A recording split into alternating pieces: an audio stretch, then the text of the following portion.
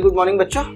एक बार फिर सुबह 10 बजे 10 मिनट केमिस्ट्री विद के सिंह में हाजिर हैं अपना टेस्ट नंबर 5 लेकर। आज के पेपर में हमारे टॉपिक्स हैं इलेक्ट्रोकेमिस्ट्री, एल्कोहल्स एंड ईथर्स। ये तीनों के तीनों इन्वॉल्व हैं इन 20 क्वेश्चंस में।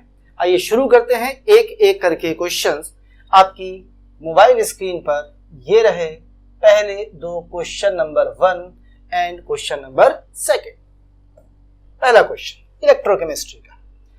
हाफ सेल रिएक्शंस आपको दी हुई हैं, नीचे सामने दो रिएक्शंस हैं। यदि आप ध्यान से देखें तो इन दोनों रिएक्शंस में खास बात यह है कि इसमें आपको ऑक्सीडेशन पोटेंशियल्स दिए हैं।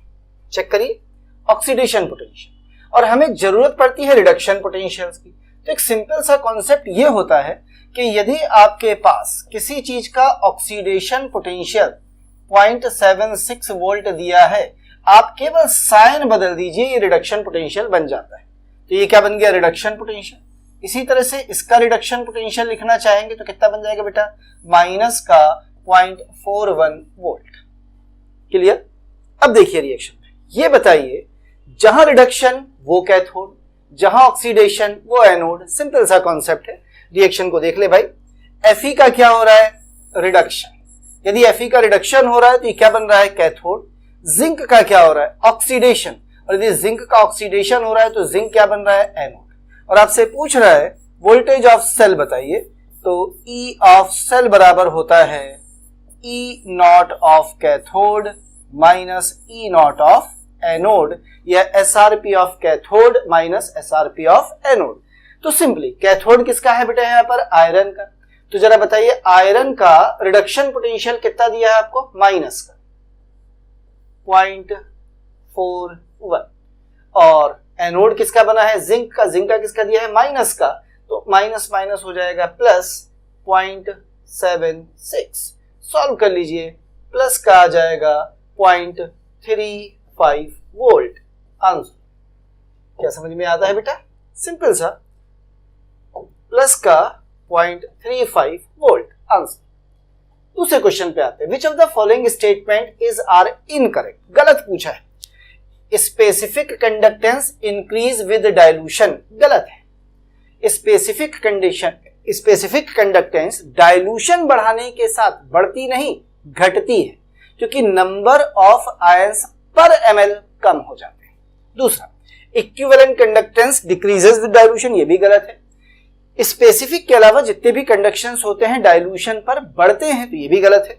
तीसरे पर आइए, the conductances of all electrolyte increases with temperature, ये बिल्कुल सही है। टेम्परेचर बढ़ाएंगे, इलेक्ट्रोलाइट का डिसोसिएशन बढ़ेगा, आयंस ज्यादा मिलेंगे, कंडक्टेंस बढ़ेगी। तो कौन कौन सी इनकरेक्ट है? पहला इनकरेक्ट है और दूसरा इनकरेक्ट है। तो आपका आंसर है A and B are incorrect options. Clear? आगे बढ़ते क्वेश्चन नंबर 3 और 4 आपकी मोबाइल स्क्रीन पर ये रहे। क्वेश्चन नंबर 3 पे आइए। स्टैंडर्ड रिडक्शन पोटेंशियल्स दिए हैं आपको इन इक्वेशंस के, और इसके लिए हाफ सेल के लिए आपसे इलेक्ट्रोड पोटेंशियल या रिडक्शन पोटेंशियल पूछ रहा है। देखिए कितना आसान होता था। इस क्वेश्चन के लिए ट्रिक होती थी अपने पास। सबसे पहले मैं इक्वेशंस लिखना चाहूंगा। बताइए Cu+2 किसमें कन्वर्ट हो रहा है? Cu में। How many electrons are involve? 2 electrons. दूसरी रिएक्शन में आ जाइए भैया, Cu+2 किसमें इन्वॉल्व हो रहा है? Cu+1 में। कितने इलेक्ट्रॉन्स इन्वॉल्व? 1 इलेक्ट्रॉन। फिर आ जाइए Cu+1 किसमें चेंज करना है? Cu। कितने इलेक्ट्रॉन्स इन्वॉल्व? 1। सबसे पहले हम इलेक्ट्रॉन्स देखते हैं हमेशा, याद रखिए, और फार्मूला लगाते हैं J बराबर K+K, ज्यादा बराबर कम प्लस कम। तो ज्यादा कौन सा है? ये दोनों कम है। और जब भी हम इन्हें यूज करते हैं, इन वैल्यूज को मल्टीप्लाई कर देते हैं इनके इलेक्ट्रोड पोटेंशियल से, तो इसका इलेक्ट्रोड पोटेंशियल है बेटा 0.337। इसका इलेक्ट्रोड पोटेंशियल दिया है बेटा 0.153, और इसका आपको निकालना है कितना होगा। तो काफी तरीका मैंने आपको बता दिया, ज्यादा बराबर कम प्लस कम। तो ये सॉल्व कर देते हैं। तो ज्यादा बराबर कितना हो गया? दोनों को मल्टीप्लाई कर दीजिए बेटा, कितना आएगा जरा बताइए। 2 7 14, 2 3 6 और 1 7, 2 3 6, यानी दशमलव का 674। ये तो हो गया ज्यादा। इक्वल्स टू कम प्लस कम, कम बताइए कितना है 0.153 प्लस, और कम कितना है 1 इंटू ई नॉट, इसे इधर शिफ्ट कर दीजिए तो ई नॉट की वैल्यू आ गई, इसमें से सब्ट्रैक्ट कर दीजिए बेटा, आपका आंसर आ जाएगा 0.521 वोल्ट। लीजिए कितना आया है, इट इज 0.521 वोल्ट आंसर। कुछ समझ में आया बेटा कैसे किया है, ज्यादा बराबर कम प्लस कम। देखिए इलेक्ट्रॉन्स देखते हैं, कितने इलेक्ट्रॉन्स हैं, 2, यहाँ कितने हैं 1, ये कितने हैं 1, तो ज्यादा बराबर कम प्लस कम। और जब जोड़ते हैं इनको तो हमेशा याद रखिए मल्टीप्लाई किससे करते हैं, इलेक्ट्रोड पोटेंशियल से। ये रहा आपका आंसर। क्वेश्चन नंबर 4 पे आइए, कहते हैं ई नॉट ऑफ Mg जिंक, इन सबके आपको दिए गए हैं बेटा, सबके रिडक्शन पोटेंशियल दिए हैं। जरा देखिए किस किस के दिए हैं, आपको रिडक्शन पोटेंशियल मैग्नीशियम का दिया है, आपको जिंक का दिया है, आपको आयरन का दिया है, 3 आपको वैल्यूज दी गई, मैग्नीशियम, जिंक और आयरन। इलेक्ट्रोकेमिकल सीरीज में वैसे हम इनकी पोजीशन जानते हैं, पर हम इनकी वैल्यू से देख लेते हैं। ये है माइनस का 2.37, उसके बाद आयरन का आपको दिया है, जिंक का आपको दिया है माइनस का 0.76 और आयरन का आपको दिया है 0.44। अब जरा बताइए इसमें सबसे ज्यादा एसआरपी किसका है, तो सबसे ज्यादा आयरन का है, यानी आयरन को रिड्यूस करना सबसे आसान होगा। और जब आयरन को रिड्यूस करेंगे तो किसको रिड्यूस करेंगे, Fe+2 को, तो Fe+2 को कोई भी रिड्यूस कर देगा, ये भी और ये भी, तो Fe+2 रिड्यूसेस बाय जिंक, बिल्कुल ठीक है, ये Fe+2 को रिड्यूस करेगा। सवाल है सर ऊपर वाले आंसर क्यों नहीं, बताइए Mg और जिंक में किसका रिडक्शन पोटेंशियल ज्यादा है, जिंक का, माइनस लगा भाई, यदि जिंक का ज्यादा है तो इन दोनों में किसका रिडक्शन होगा, जिंक का, लेकिन ये कह रहा है मैग्नीशियम जिंक को ऑक्सीडाइज कर रहा है, तो इसको ऑक्सीडाइज नहीं कर सकता जिंक को, हाँ रिड्यूस कर सकता है। यदि ये लिखा होता कि रिड्यूसेस जिंक तो ये बिल्कुल सही ऑप्शन होता। कहते हैं zinc oxidises Fe, zinc Fe का ऑक्सीडेशन करा सकता है, बिल्कुल नहीं, जिंक Fe++ का रिडक्शन करा सकता है पर इसका ऑक्सीडेशन नहीं करा सकता। तो आपका आंसर कुल मिला के कौन सा बनेगा, ये वाला। क्या बात समझ में आई है। और जहां तक लिखा है जिंक रिड्यूसेस Mg, ये तो इन तीनों में रिड्यूस हो ही नहीं सकता क्योंकि इसका SRP सबसे कम है। तो जिसका SRP जितना ज्यादा होता है, याद रखिए उसे रिड्यूस करना उतना आसान होता है, SRP जितना कम होता है उसे रिड्यूस करना उतना मुश्किल और ऑक्सीडाइज करना उतना आसान होता है। और ऑक्सीडेशन हमेशा मेटल का होता है, रिडक्शन मेटल कैटायन का होता है। चलिए आगे बढ़ जाते। कह रहा है in the electrolysis of KNO3 aqueous the products of cathode and anode. जरा बताइए कौन है आपके पास, KNO3, K+NO3-, किस मीडियम में है, एक्वस। एक ट्रिक होती थी, मैं याद दिला देता हूं, हम लोगों ने पढ़ी थी, इट इज लिक बेसर का नमक अलमन। लीजिए +1 +1 +2 +2 +2 +1 +2 +3 +2। कहते हैं लिक बेसर का नमक अलमन, यानी lithium, potassium, barium, strontium, calcium, इनमें से कोई भी कैटायन यदि वाटर में मौजूद है तो ये कभी भी कैथोड पर रिड्यूस नहीं होंगे। इसका मतलब ये K+ कैथोड पर रिड्यूस नहीं होगा, इनकी जगह कैथोड पर रिड्यूस होगा एक्वस यानी वाटर। और वाटर जब भी रिड्यूस होता है हमेशा मिलती है कौन सी गैस, हाइड्रोजन गैस। इसका मतलब कैथोड पर हाइड्रोजन। और इन सब ऑप्शन को ध्यान से देखिए, केवल थर्ड में कैथोड पर हाइड्रोजन है। इसी तरह से बेटा यदि एनायन में ऑक्सीजन वाटर से ज्यादा है तो कभी भी एनायन ऑक्सीडाइज नहीं होगा, वाटर ऑक्सीडाइज होगा और वाटर के ऑक्सीडेशन से मिलती है ऑक्सीजन गैस। यानी आपके आंसर्स होंगे H2 and O2। याद रखिए लिक बेसर का नमक अलमन, इनका कैटायन यदि एक्वस मीडियम में है ये कैथोड पर कभी भी रिड्यूस नहीं होता। क्लियर, आगे बढ़ जाते। आयनिक कंडक्टेंस H+ और सल्फेट की आपको दी गई है बेटा, इतनी है। कह equivalent conductance and molar conductance of H2SO4 will be कितनी होगी। हालांकि यहाँ पर मोल होना चाहिए था क्योंकि मोलर बोली है, लेकिन जो दी है चलिए उन्हीं से खेल लेते हैं फिलहाल। तो सबसे पहले हम निकालते हैं इक्विवेलेंट कंडक्टेंस। तो लैम्डा इक्विवेलेंट बराबर equivalent conductance of H+ and equivalent conductance of SO4 जो आपको दी गई है सीधी। इसकी दी है 350, उसकी दी है 80, इक्विवेलेंट है, दोनों को जोड़ दीजिए, आंसर आ गया है 430। क्लियर। अब कह रहा है मोलर बताइए, लैम्डा मोलर। तो लैम्डा मोलर बराबर क्या होगा, lambda equivalent multiplied by valence factor. और H2SO4 में वैलेंस फैक्टर कितना है? 2। वैलेंस फैक्टर ने जितने वो H आयन दे या उसके जितना टोटल चार्ज एनायन और कैटायन पर हो, तो 2 से मल्टीप्लाई कर दीजिए इसको, तो ये बन जाएगा 860। लीजिए आंसर हो गया चौथा। क्वेश्चन नंबर 7 और 8 ये रहे आपकी मोबाइल स्क्रीन पर आपके सामने। ये क्वेश्चन थोड़ा सा डिफिकल्ट सा दिख रहा है। सबसे पहले हम इक्वेशन लिखना चाहेंगे बेटा। बताइए, क्रोमियम का ऑक्सीडेशन हो रहा है और आयरन का रिडक्शन, तो इसका मतलब आपके रिएक्टेंट में क्रोमियम है और ये क्रोमियम किस में ऑक्सीडाइज हो रही है? देख लीजिए, क्रोमियम +3 में। और आयरन का हो रहा है रिडक्शन। कहाँ है आयरन? आयरन ये रहा। आयरन किस फॉर्म में है? Fe+2 में, और ये रिड्यूस होके देगा आयरन। सबसे पहला काम होगा कि हम चार्ज बैलेंस इक्वेशन बैलेंस कर लें। तो बैलेंस कर लेते हैं इक्वेशन को, तो 2 ये हो गया और 3 ये हो गया, 2 ये हो गया और 3 ये हो गया। बैलेंस हो गई इक्वेशन। ये आपकी इक्वेशन। अब जरा देखिए, आपको सेल पोटेंशियल निकालना है, इनकी कंसेंट्रेशन दी है। तो सबसे पहले मैं आपको E0 ऑफ सेल निकाल के दिखा देता हूं। E0 ऑफ सेल बराबर होगा E0 of cathode minus E0 of anode. अब बताइए कैथोड कौन? जिसका रिडक्शन हो। तो रिडक्शन किसका है? आयरन का। तो आयरन का क्योंकि रिडक्शन है, देखिए, तो आयरन तो बन गया कैथोड, और इसका ऑक्सीडेशन है तो ये बन गया एनोड। तो कैथोड से एनोड घटाना है, यानी आयरन से क्रोमियम घटाइए।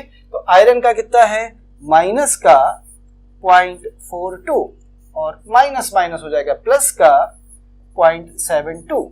सॉल्व करिए, कितना आ गया बेटा? है सॉल्व करने पर 0.30 वोल्ट। ये तो आपका E0 आ गया। अब वो पूछे EMF बताइए यदि कंसंट्रेशंस की वैल्यू ये है। इसे और सॉल्व कर लिया जाए भाई। थोड़ी जगह चाहिए तो मैं थोड़ा सा शिफ्ट कर देता हूं ऊपर इसे। यहां तक तो आपने इसे कर दिया, ठीक। अब आइए जरा हम इसे सॉल्व कर लेते हैं थोड़ा सा। Just look here. इस रिएक्शन के लिए जो ऊपर लिखी है, क्या फॉर्मूला होगा EMF ऑफ सेल का? तो E ऑफ सेल बराबर होता है E0 ऑफ सेल, जो कि आपको मिल रहा है 0.30 माइनस 0.0591 अपॉन, बताइए भाई कितने इलेक्ट्रॉन का ट्रांसफर हो रहा है? यहां से देखो 3 दूनी 6, यहां से भी देखो 2 से 2 इंटू 3 6 इंटू लॉग प्रोडक्ट की कंसेंट्रेशन अपॉन रिएक्टेंट। प्रोडक्ट में बताइए कौन है? क्रोमियम +3 की कंसेंट्रेशन का होल स्क्वायर डिवाइडेड बाई, और क्या है बेटा? आयरन Fe+2 की कंसेंट्रेशन का whole cube. Put the values here. तो क्या मिलेगा जरा रखते हैं। आइए, तो आपको मिला बेटा E of cell equals to 0.30। इसे सॉल्व कर लीजिए। इसे मैं अप्रॉक्सीमेट 0.06 मान लेता हूं, तो ये हो गया है 0.01। 6 अपॉन 0.06 था बेटा, 0.1 इंटू लॉग। अब जरा अपन वैल्यू रख देते हैं। तो क्रोमियम की कंसेंट्रेशन है 0.1, तो 0.1 का स्क्वायर होता है 10⁻⁻²। भाई 0.1 का मतलब 10⁻⁻1 का स्क्वायर किया, और Fe की है बच्चा 10⁻⁻², तो 10⁻⁻² का क्यूब करेंगे तो हो गया 10⁻⁻6। इसे ऊपर ले जाइए तो ये हो जाएगा +6। तो वैल्यू आ गई है आपकी 0.3 माइनस 0.01 इंटू, इसे ऊपर ले गए बेटा, कितना हो गया? 10⁻+4, 4 log 10, यानी 4 log 10 की वैल्यू 1। तो 3 में से पॉइंट इसको मल्टीप्लाई कर दीजिए जरा, तो आपको मिलेगा 0.30 माइनस 0.04। कितना आ गया आंसर? इक्वल्स टू प्लस का 0.26 वोल्ट। आंसर चेक कर लेते हैं। लीजिए, ये रहा आंसर 0.26 है कहीं? ये रहा। That will be your answer. Answer ये क्यों है? कुछ होगा, गलती से हो गया होगा। आंसर है पहला, ठीक है। ये था क्वेश्चन नंबर 7। आइए आगे बढ़ते हैं क्वेश्चन नंबर 8 पर। ये भी थोड़ा सा कैलकुलेटिव है। कह रहा है equivalent conductance of M/32 solution of weak monobasic acid है 8 mho per centimeter and at infinite dilution dissociation constant. ठीक है, एसिड का डिसोसिएशन कांस्टेंट Ka बराबर होता है C∝²। अब सबसे पहले अपने को अल्फा चाहिए, तो अल्फा बराबर हम लोगों ने सीखा था lambda at given concentration upon lambda infinity से। बता भाई, गिवन कंसंट्रेशन पे दिया है 8, इनफाइनाइट पे दिया है 400। क्या इसे आप सॉल्व कर लेंगे? तो ये सॉल्व करने पर आया 2 × 10⁻²। अल्फा की वैल्यू आ गई। अब आपको सॉल्व करना है k = c α²। ऊपर वैल्यू रखिए। तो बताइए ka = c की वैल्यू कितनी है? m/32 यानी 1/32 इंटू α²। 2 का स्क्वायर 4 इंटू 10⁻⁻4। 4 से काटिए 1/8 हो गया। सॉल्व कर लीजिए 1.25 इंटू 10⁻5। आपको लग रहा होगा सर ये -5 कैसे आ गया है? तो -5 बेटा ऐसे आएगा, देखना -4 था, नीचे आएगा 1/8, तो ऊपर 10 इंटू 10⁻5 कर सकता हूँ। 10 करेंगे, 8 से भाग देंगे, 1.25। ये था क्वेश्चन नंबर 8। आसान था, बहुत कठिन नहीं है, थोड़ा सा कैलकुलेटिव था बस। आते हैं क्वेश्चन नंबर 9 और क्वेश्चन नंबर 10 पर। आपकी मोबाइल स्क्रीन पर ये रहे, ये इलेक्ट्रोड है, इसको डाइल्यूट किया जा रहा है, देन चेंज इन ईएमएफ पूछ रहा है। जरा बताइए, यदि आपकी रिएक्शन सामने लिखी है रिडक्शन की, तो मैं रिएक्शन लिखना चाहूंगा। रिएक्शन है Zn++ किसमें कन्वर्ट हो रहा है? Zn। यदि इसके लिए मैं आपसे क्वेश्चन ये कहूं कि ईएमएफ ऑफ सेल की रिएक्शन क्या हो, तो ईएमएफ ऑफ सेल बराबर होगा E0 किसका? ऑफ जिंक माइनस 0.0590 लगाना भूल गया, 1 डिवाइडेड बाई n बराबर 2 है, इंटू लॉग 1 अपॉन किसकी कंसंट्रेशन? जिंक। क्लियर है बात भाई?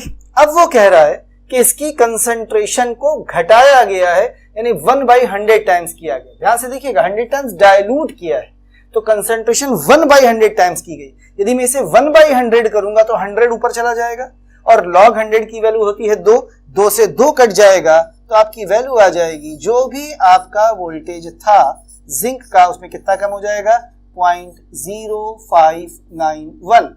इतने वोल्ट कम हो जाएगा, तो डिक्रीज हो जाएगा 0.0591 वोल्ट।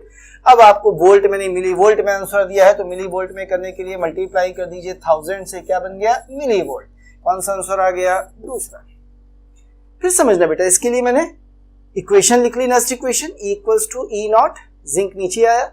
वो कह रहा है 100 गुना डाइल्यूट किया।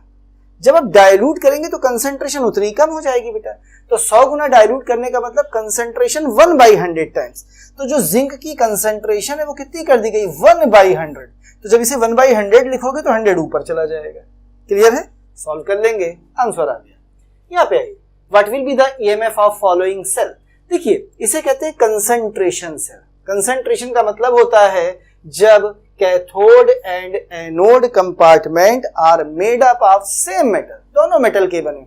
और कंसंट्रेशन सेल का ईएमएफ निकालने का एक ही फार्मूला है भैया, वो होता है 0.0591 डिवाइडेड बाई n। यहाँ n कितना है जी? पर 1 इंटू लॉग। हमेशा याद रखिएगा, ऊपर लेंगे हायर कंसंट्रेशन, नीचे लेंगे lower concentration.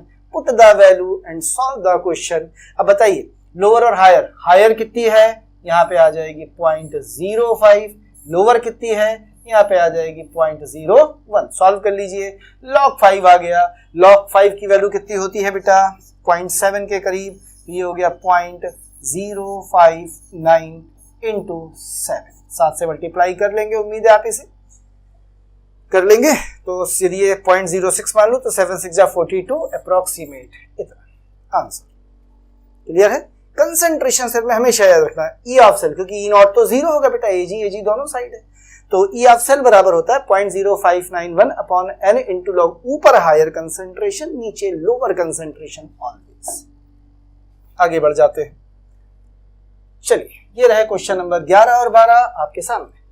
How much will be the reduction potential of hydrogen electrode change when its solution pH बराबर 0 से न्यूट्रलाइज किया, pH बराबर 7। तो ये फॉर्मूला होता है E ऑफ सेल बराबर माइनस का 0.0591 इंटू pH। सुना होगा मेरे ख्याल से ये फॉर्मूला आप सभी ने। और आप इसमें बस pH की वैल्यू रख दो, तो दो आपके पास वैल्यूज आएंगी। पहली वैल्यू निकालते हैं, तो E1 बराबर कितना आएगा जरा बताइए। pH 0 रखेंगे तो 0 हो जाएगा। फिर आप E2 निकाल लीजिए जरा। E2 कितना रखेंगे? pH बराबर 7। जब 7 रखेंगे तो माइनस का 0.0591 मल्टीप्लाइड बाई 7, तो 7 6 42 अप्रोक्सीमेट लिख देता हूं मैं, तो ये हो जाएगा 0.42 वोल्ट अप्रोक्सीमेट। तो जरा बताइए कि ये माइनस का है? यस, पहले कितना आया था 0, अब कितना आ रहा है माइनस का, तो इतना डिक्रीज हो गया, तो डिक्रीज बाई 0.42 वोल्ट, तो डिक्रीज बाई 0.42 वोल्ट है कोई, ये रहा आंसर। यहां पर आइए, देखिए ऐसे क्वेश्चंस ईथर वाले, जब भी HI से ब्रेकिंग हो तो सिंपल सा कॉन्सेप्ट ये है कि यदि एरोमेटिक रिंग्स लगी हैं तो हमेशा ऐसे तोड़िए कि इधर आएगा माइनस, फिनॉल बनाइए, इधर आएगा प्लस। देखिए एक्चुअली होता क्या है, होता कुछ ऐसा सिस्टम है, जब यहां माइनस आएगा तो इधर रेजोनेंस स्टेबलाइज होगा, यहां प्लस आएगा तो इधर होगा। यदि मैं यहां से तोड़ता तो इसे तोड़ना मुश्किल होता, क्योंकि यहां माइनस आता, यहां प्लस आता, और फिर ये माइनस इसके साथ कॉन्जुगेशन में नहीं होता। तो जब भी फिनोलिक एस्टर आता है हमेशा कहां से, फिनोलिक ईथर आता है, कहां से तोड़िए, यहां से। अब प्लस वाले को I दे दीजिए और माइनस वाले को H दे दीजिए, लीजिए I माइनस इसे दिया, H प्लस उसे दिया, क्या बनेगा CH2I एंड फिनॉल। हमेशा याद, जब भी क्वेश्चन है, कल मान लीजिए ऐसे दिया हो, तो याद रखिए इसे हम कभी भी यहां से ब्रेक नहीं करेंगे, हमेशा इसे ब्रेक यहां से करेंगे। हमेशा याद रखिए, ये ब्रेकिंग कभी नहीं दिखाएंगे, क्योंकि यहां से हमेशा अनस्टेबल कार्बोकैटायन बनेगा। तो इस बात को हमेशा दिमाग में रखिएगा इसे क्वेश्चन करते समय। और एक आध क्वेश्चन आएगा तो मैं और डिस्कशन कर दूंगा इसी का। ये रहे क्वेश्चन नंबर 12 और question number 13 and question number 14। मिलते हैं इनसे। ये रहा भाई, consider the following reaction, ethyl acetate है और CH3MgBr से रिएक्शन कराई जा रही है। तो पहले तो जरा रिएक्शन लिख ली जाए कैसे होती है, आइए देखते हैं। एथिल एसीटेट का फॉर्मूला हो गया बेटा CH3 C double bond O OC2H5, और इसकी रिएक्शन करा रहा है CH3MgBr के साथ, देन हाइड्रोलिसिस। एक्सेस में है, आई एम टेकिंग 2 मोल्स। देखिए सबसे पहला बॉन्ड यहां से टूटेगा, इम्प्योर कार्बन। अब जब यहां से टूटेगा तो पहला CH3 इस पे आके जुड़ गया, अब बना क्या CH3 C double bond O। अब हम इस बॉन्ड को तोड़ेंगे, जब इस बॉन्ड को तोड़ेंगे तो एक और CH3 इस पे आके जुड़ेगा, O को अल्कोहल में बदल दीजिए, तो आपको क्या मिला CH3 का होल थ्राइस COH। ढूंढिए भाई, तीनों CH3 होने चाहिए, तो आंसर हो गया पहला। क्लियर? आइए मैं एक बार फिर से इसकी ट्रिक को समझाता हूं, पर उससे पहले इस क्वेश्चन को कर लेते, फिर उसकी ट्रिक अच्छे से समझाता हूं। यहां पे आइए, इसको ब्रेक करना है भैया। क्वेश्चन है SN1 से कौन सा टूटेगा। SN1 का मतलब होता है स्टेबिलिटी ऑफ कार्बोकैटायन। सबसे ज्यादा स्टेबल कार्बोकैटायन कहां बनेगा, यहां पर। देखिए टर्शरी कार्बोकैटायन बन रहा है, तो ये आपको देगा SN1। बाकी इसमें प्राइमरी, इसमें सेकेंडरी, ऊपर वाले में प्राइमरी। और यहां पे एक चीज और सिखा दूं, यदि दोनों साइड प्राइमरी हो, सुनना, प्राइमरी हो और अनसिमेट्रिकल हो और HI जोड़ना हो, तो हमेशा याद रखना प्राइमरी में होगी SN2, और SN2 में हमेशा स्टेरिक हिंड्रेंस जिधर से कम होगा उधर से हमेशा नेगेटिव पार्ट अटैक करेगा, यानी न्यूक्लियोफाइल। यहां आएगा H, यहां आएगा, तो कहां से ब्रेक होगा, यहां से। हमेशा यदि प्राइमरी है तो न्यूक्लियोफिलिक आयोडाइड उधर अटैक करेगा जिधर स्टेरिक हिंड्रेंस कम है, और टर्शरी कार्बोकैटायन बन रहा है, SN1 हो रही है, तो आप स्टेबिलिटी ऑफ कार्बोकैटायन को चेक करेंगे हमेशा। चलिए अब मैं बात करता हूं, अभी ऊपर जो क्वेश्चन था उसके कॉन्सेप्ट को थोड़ा सा सीखता हूं। ध्यान से सुनिएगा, एक क्विक ट्रैक है, जल्दी का रास्ता। यदि कोई एस्टर आपको ऐसे करके दिया जा रहा है R' और इसकी रिएक्शन आप करा रहे हैं RMgX, तो याद रखिएगा यहां पे हमेशा आपको मिलेगा एक tertiary alcohol in which 2 alkyl comes from RMgX।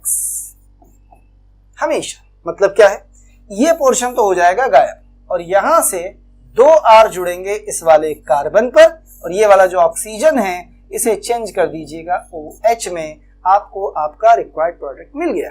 जैसे ऊपर वाली रिएक्शन देख लें, यदि उसने कहा है CH3 COOC2H5, यही है ना। अब आपने रिएक्शन कराई है CH3 MgBr के साथ 2 मोल। तो यहां से तोड़ दीजिए इसे। अब इस पर 2 CH3 2 R यहां से जोड़ दीजिए। इस पर एक तो ये पहले जुड़ा था CH3, 2 आपने यहां से जोड़ दिए तो कितने CH3 हो गए? 3, यानी 3 CH3 जुड़ने चाहिए थे और वही 3 CH3 आपने देखिए जोड़े थे यहाँ पे। यही आपका आंसर था, ऐसे ही मैंने यहाँ पे आपको सॉल्व करके दिखाया था। तो ये आपका बड़ा सिंपल सा एक कॉन्सेप्ट है बेटा, उम्मीद है आपको समझ में आ गया होगा। चलिए थोड़ा सा आगे बढ़ जाते हैं। क्वेश्चन नंबर 15 और 16 आपकी स्क्रीन पर ये रहे। कंसंट्रेटेड HNO3 नाइट्रेशन फिनॉल का सभी जानते हैं कि स्ट्रॉन्ग एक्टिवेटिंग ग्रुप है। यदि हम इसका ब्रोमिनेशन कराएं या नाइट्रेशन कराते हैं तो हमेशा ऑर्थो पोजीशन पर सब्स्टिट्यूशन होंगे, NO2 जुड़ेगा और आपको मिल जाएगा पिक्रिक एसिड, जो एसिटिक एसिड के लगभग बराबर एसिडिक होता है, यानी काफी एसिडिक होता है। कार्बोनेट बाइकार्बोनेट पे डाले जाने पर CO2 रिलीज करता है। यह है पिक्रिक एसिड। इसको इस्तेमाल एक एक्सप्लोजिव की तरह भी किया जाता है। इससे आगे चल के आप येलो कलर की डाइज भी बनाते हैं। आगे बढ़ते हैं। Which will gives turbidity rapidly with Lucas reagent. देखिए ल्यूकास टेस्ट में हम क्या करते हैं, हम एल्कोहल ले लेते हैं, एल्कोहल में ल्यूकास रिएजेंट मिलाते हैं। जिंक के साथ क्या ले लेते हैं बेटा? थोड़ा सा कंसंट्रेटेड HCl। ये मिक्सचर है ल्यूकास रिएजेंट। ये रिएक्शन होती है, ये इसके साथ रिएक्ट करता है, RCl बनाता है, यानी कार्बोकेटायन बनता है। ये जितना स्टेबल कार्बोकेटायन बनेगा उतनी फास्ट रिएक्शन होगी। तो यहाँ जो ल्यूकास टेस्ट है बेसिकली ये डिपेंड करता है स्टेबिलिटी ऑफ कार्बोकेटायन पर। अब एल्कोहल्स आपके सामने है, देख लीजिए सबसे स्टेबल कार्बोकेटायन कौन देगा? ये वाला। देखिए इससे स्टेबल कार्बोकेटायन कोई नहीं बनेगा, तो ये सबसे फास्ट टर्बिडिटी देगा ल्यूकास रिएजेंट के साथ। क्वेश्चन नंबर 17 और 18 आपकी स्क्रीन पर ये रहे। ये कंपाउंड आपको दिए हैं, कह रहे हैं कि कौन है जो आयोडीन सोल्यूशन NaOH के साथ आयोडो फॉर्म देगा। ये तो आप पढ़ चुके हैं, हेलो फॉर्म रिएक्शन। 2 कंपाउंड देते हैं, एल्कोहल एंड कार्बोनिल कंपाउंड। तो ये अल्कोहल तो मेरे ख्याल से देगा ही देगा, क्योंकि इसमें CH3CHOH ग्रुप है। इसे तो आप खुद ही कर सकते हैं। ये एसीटोन भी देगा। इसमें भी देखिए CH3CHOH ग्रुप प्रेजेंट है, तो ये भी देगा। हाँ ये नहीं देगा क्योंकि 2 कार्बन CH3CH में 2 कार्बन कम से कम चाहिए, तो आंसर हो गया है ABC, A, B and C। Second question number 18। Ether बनाना है विलियमसन सिंथेसिस से। क्या रिएक्शन होती है? एल्किल हैलाइड की रिएक्शन सोडियम एल्कोक्साइड्स के साथ। Alcohol as a solvent use करते हैं, ये NaX बनता है और ROR ईथर बन जाते हैं। इसमें खास बात क्या होती है ये समझिएगा। एल्किल हैलाइड का जो R होना चाहिए ये प्राइमरी होना चाहिए और इस R पे कोई रिस्ट्रिक्शन नहीं है। ये प्राइमरी हो सकता है, सेकेंडरी हो सकता है, टर्शियरी हो सकता है। यदि ये सेकेंडरी हो गया तो ईथर के साथ एल्कीन बनेगी और कहीं टर्शियरी हो गया तो एल्कीन ही बनेगी, ईथर तो बनता ही नहीं। ईथर बिल्कुल माइनर प्रोडक्ट बन जाएगा, तो इसलिए प्राइमरी होना चाहिए। तो एल्किल हैलाइड देखिए ये टर्शियरी है, ये टर्शियरी है, यहाँ प्राइमरी है, that will be your answer. अब नीचे वाला तो इसलिए नहीं ले रहे हम क्योंकि यहाँ CH3RONA नहीं, तो आपका आंसर कौन सा हो गया बेटा? थर्ड। आइए आगे बढ़ जाते हैं। 2 लास्ट क्वेश्चंस ये रहे आपकी कंप्यूटर स्क्रीन पर, आसान से कंस रूल से डिफरेंशिएट हो जाएगा। देखिए यहाँ OH है और OH का मतलब होता है इस पे कंस से जुड़ी हाइड्रोजन है, और जहां आपके पास कंस से जुड़ी हाइड्रोजन होती है वो सोडियम से रिएक्ट कर जाएगी, हाइड्रोजन देगी। यहाँ नहीं है, ये नहीं करेगी, तो सोडियम मेटल से ही अलग कर सकते हैं। आयोडोफॉर्म टेस्ट कोई नहीं देगा, दोनों में 2,4-ADNP कार्बोनिल कंपाउंड का टेस्ट। लास्ट क्वेश्चन, वाटर जोड़ना है, मार्कोनिकॉफ लगाना है, H और OH में टूटेगा और निगेटिव वाला OH उस कार्बन को देना है जो मोस्ट स्टेबल कार्बोकैटायन दे, यानी इसे। यदि यहाँ OH आएगा ये टर्शरी कार्बन है, प्रोडक्ट मिलेगा टर्शरी एल्कोहल। लीजिए ये थे क्वेश्चंस इलेक्ट्रोकेमिस्ट्री के और साथ में एल्कोहल एंड ईथर्स के। अगली क्लास में हम लोग पढ़ेंगे क्वेश्चन सॉलिड स्टेट के। साथ में क्या होगा मैं अभी कुछ नहीं कह पाऊंगा, पर सॉलिड स्टेट है, साथ में शायद अल्कोहल के बाद एमीन्स होंगे, हो सकता है थोड़े बायोमॉलिक्यूल के क्वेश्चन भी उसमें हों। तो सॉलिड स्टेट मेजरली हम देखेंगे अगली क्लास में। आज केवल यहाँ तक। थैंक यू, धन्यवाद, शुक्रिया।